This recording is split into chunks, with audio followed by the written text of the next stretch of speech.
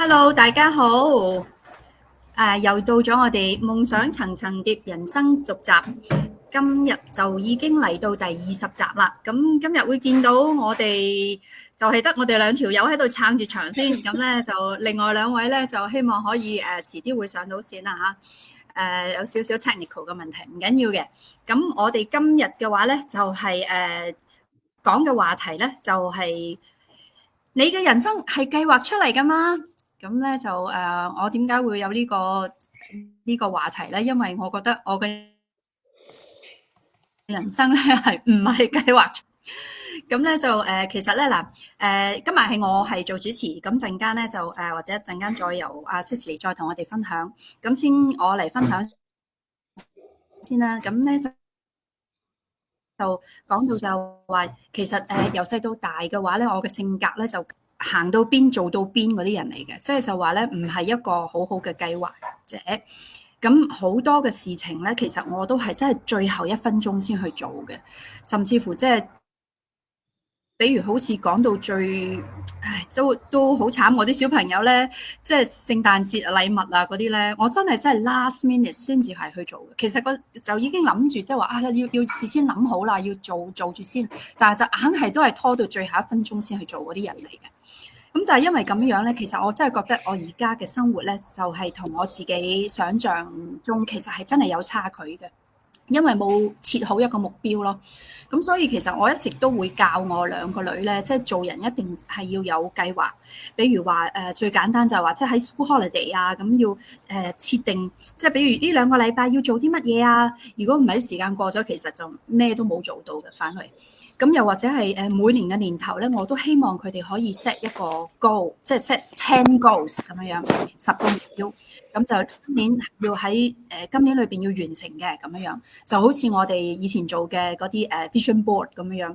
即係如果你係冇目標冇計劃嘅話咧，其實嗰件事你永遠都做唔到嘅。咁但係其實咧就講真，人生咧由邊度會有話咁順利？即係話點會話你計劃係點就係點樣行啊？係咪？咁即係係咪有目標有計劃，人生就會向住呢個預期個方向走咩？咁我自己嘅經驗嚟睇咧，就唔係咯，因為人生其實有好多事情會發生，就會打亂你嘅計劃。就好似我自己係15年前移民過嚟澳洲咁樣啦，咁其實都係想照顧家庭啊，陪住小朋友啊，咁諗住以後即係話都係會揾份寫字樓工，咁一直做到退休，係當時我自己係會咁樣諗㗎咯，完全真係冇諗到話後嚟咧自己會開咗個花店啊咁樣，而且一做仲而家做到第7年啦。咁當然啦，開咗花店嘅時候就一定係雄心壯志咁去諗呢個事業點樣發展啦嚇。但係咧就即係話其實亦都冇諗到，哇！原來一做起落嚟呢一行咧係咁消耗體力、咁佔時間嘅。咁基本上面真係話一種用額外嘅勞力去換取金錢嘅咁樣嘅一個行業咯。咁所以即係冇咩時間陪小朋友啊，同埋照顧自己。咁即係話你原來計劃會係 A， 但係結果其實係 B 嚟嘅咁樣，即係好多時候就係俾中途發生嘅時候即係打亂咗咯。咁其實我而家嘅話咧，反為就即係唔會將呢啲人生規劃咧，就即係睇到咁死板咯。即係會開始學住即係慢慢順住去走咯。即係話咩？我都唔記得點講，橋到咩？船到橋頭自然直，橋到即係總之就係咧，我亦都唔會話我中文好差啫。但係咧，我亦都唔會話放棄對未來嘅計劃。計劃係一定需要嘅，因為你只要有計劃，你先至會即係話將你以後未來咧去做一個準備嘅。但係咧喺計劃嘅同時嘅話咧，你亦都要做好隨時去調整呢一個計劃嘅準備咯。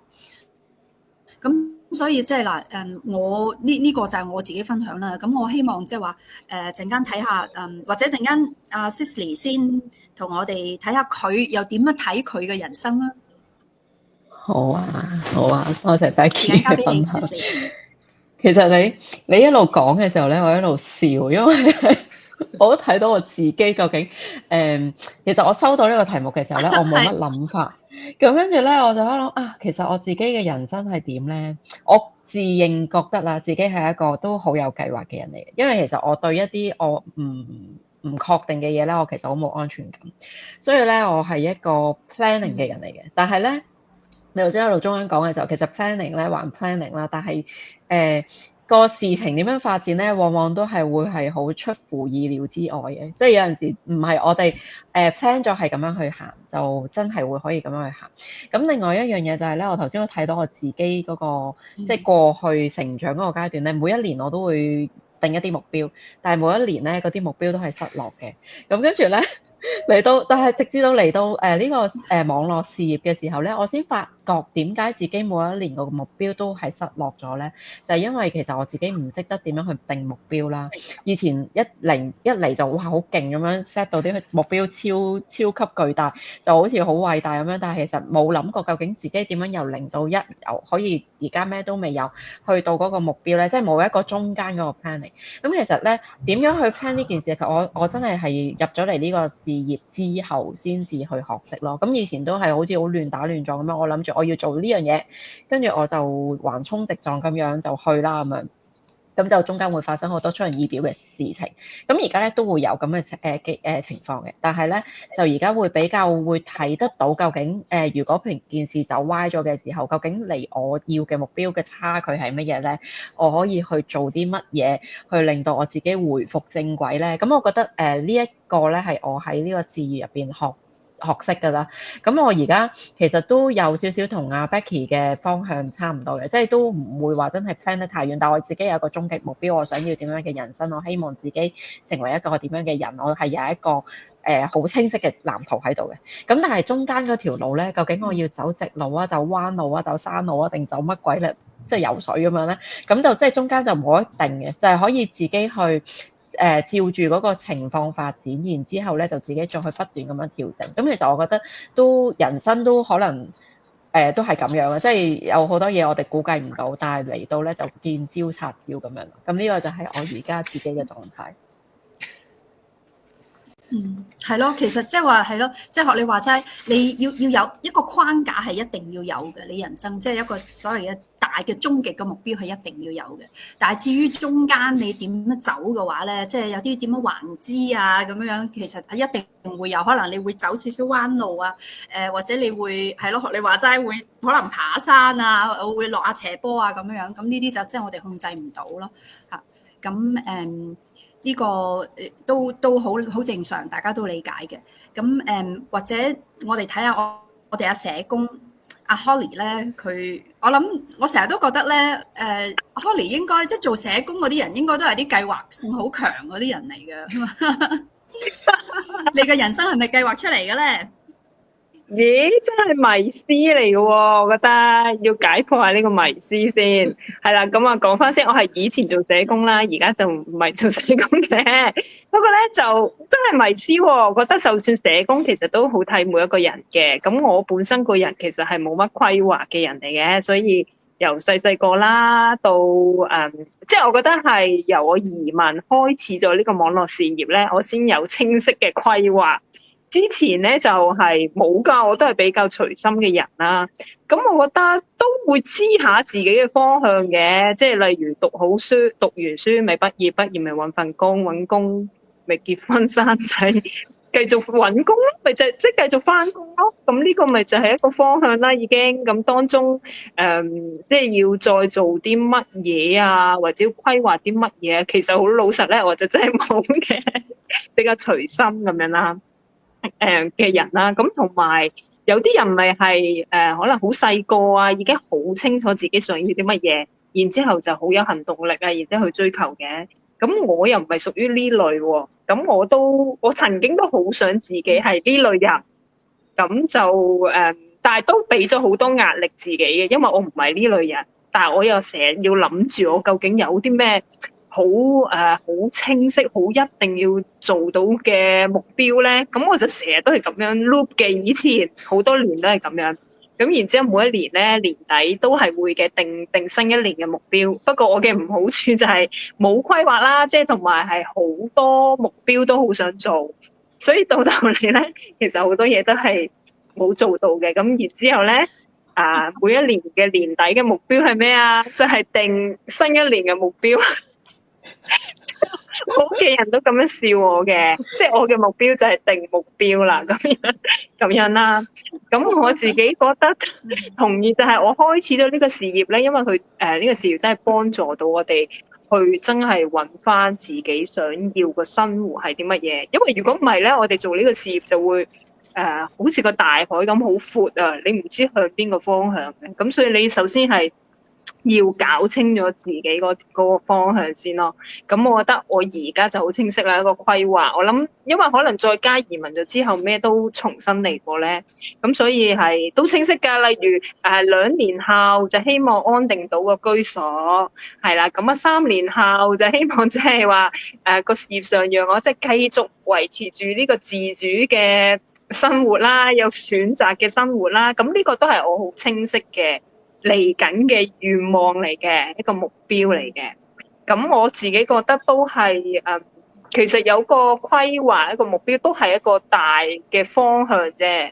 有時可能生活會發生啲事情，然之後自己就走咗去第二度分咗心啦。咁只不過呢一樣嘢係提我自己向翻呢個方向。咁但係到最後幾時做到咧，或者做唔做到咧，就真係冇人知。但起碼我相信我會達到咯。所以我會覺得其實人生係有規劃，但係個規劃最終係咪真係可以做到咧？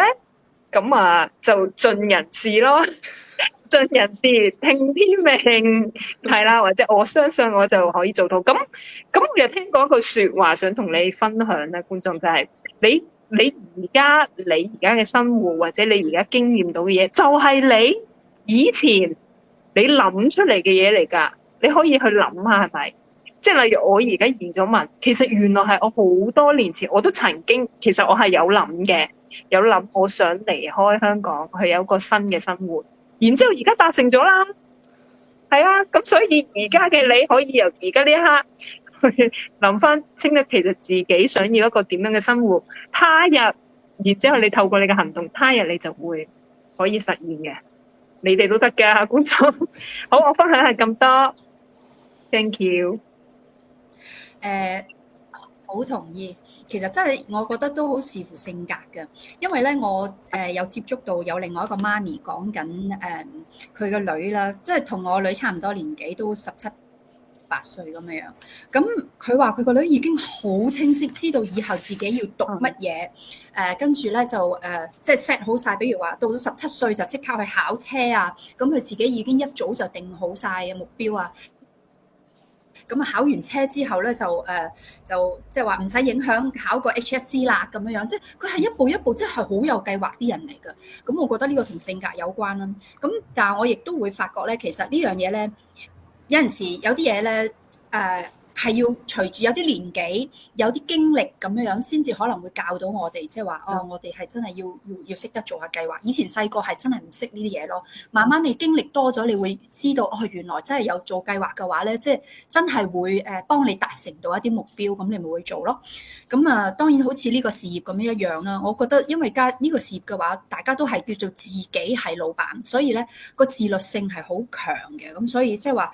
亦都係因為加入咗呢個事業之後，都令到自己會個計劃性強咗咯，真係。